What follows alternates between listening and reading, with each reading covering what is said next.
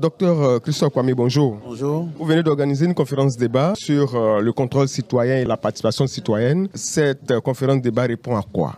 Écoutez, à l'analyse de l'environnement sociopolitique actuel, le débat fait rage sur l'alternance en 2020. Mais nous constatons que le débat tourne autour des personnes, le débat tourne autour des appareils et aucun débat de fond sur le top 5 que Civis est en train d'adresser, c'est-à-dire la lutte contre la corruption, la lutte pour la réduction de la pauvreté, l'accès à la santé, l'accès à l'éducation. Donc Civis pense que l'engagement citoyen, la participation citoyenne doit se réveiller, porter la voix des sans-voix dans le sens d'aborder les questions sur ces différents droits-là qui sont édictés dans les pactes internationaux et ces mêmes pactes sont dans la Constitution ivoirienne. Docteur Kwame, de façon simple et claire, qu'entendez-vous par participation citoyenne? Un État, un gouvernement a pour fonction première de rendre le citoyen heureux et en paix. Rendre le citoyen heureux veut dire que ce citoyen doit être en bonne santé, doit être bien logé, doit être dans une atmosphère de plein épanouissement. Nous constatons, pour le cas précis de la Côte d'Ivoire, que les citoyens eux-mêmes ne savent même pas qu'ils ont ces droits. Donc, la première étape de la pédagogie, vous avez vu Maître Doumbia du MIDH aborder les droits économiques, sociaux, culturels et environnementaux pour adresser la question des droits, pour que les citoyens sachent qu'ils ont des droits. Et à partir de la connaissance de ces droits-là, participer à la vie sociale de leur communauté. L'article 14 de la Déclaration des droits de l'homme et du citoyen de 1789 est clair. Tout citoyen doit participer à la vie de sa cité, ou par lui-même ou par son élu. Et il doit corriger entre deux élections, si cela ne va pas, cette gestion de la cité-là. Donc, la participation citoyenne est assise sur des droits et la participation citoyenne veut dire que chaque citoyen, tous les matins, doit faire ce que les anglo-saxons appellent le monitoring des actes gouvernementaux. Le Conseil des ministres de la semaine montre à chaque étape où est le programme du gouvernement qui a été élu et qui travaille. Quel est le lien qui existe donc entre la participation citoyenne et le contrôle citoyen? Le contrôle citoyen de l'action publique, le CCAP,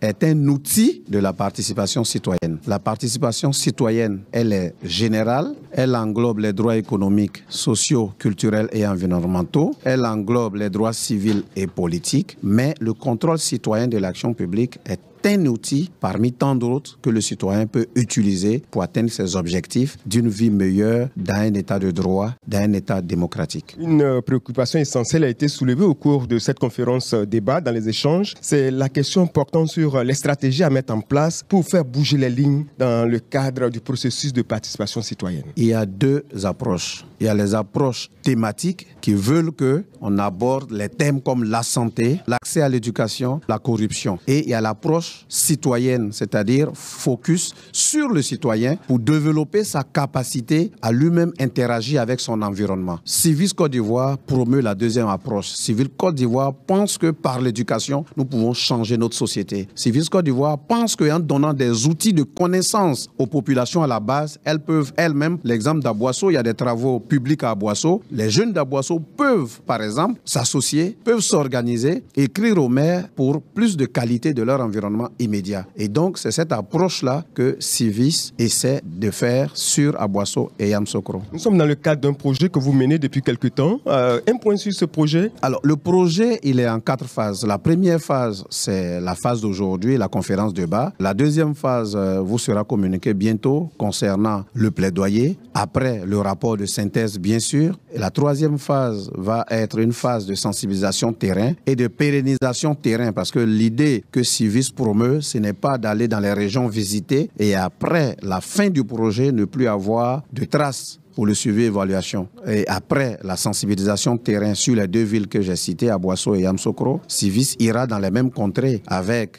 les jeunes et les associations de Civis sur place, faire un suivi et évaluation. Donc nous ne sommes qu'au début du processus. Docteur Christophe Kwame, pour terminer, est-ce qu'il y a un appel particulier à lancer à l'endroit des différentes parties impliquées dans ce projet? En l'entame de ce projet, Civis Côte d'Ivoire a fait plusieurs constats. Premièrement, que toutes les parties prenantes pour le développement en Côte d'Ivoire ne se parlent pas assez, ou alors quand elles se parlent, des parties prenantes qui sont dans l'administration sont omniscients et omnipotents. L'appel que Civis lance, pense, c'est que le développement de ce pays est certes l'affaire du gouvernant, mais le développement de ce pays est pour le consommateur citoyen ivoirien. Donc nous appelons les citoyens ivoiriens à sortir des clans, des groupes, des appareils, des régions et de rejoindre la République d'un élan citoyen d'engagement pour le développement de notre pays. Docteur Christophe Kwame, merci. C'est moi qui vous remercie.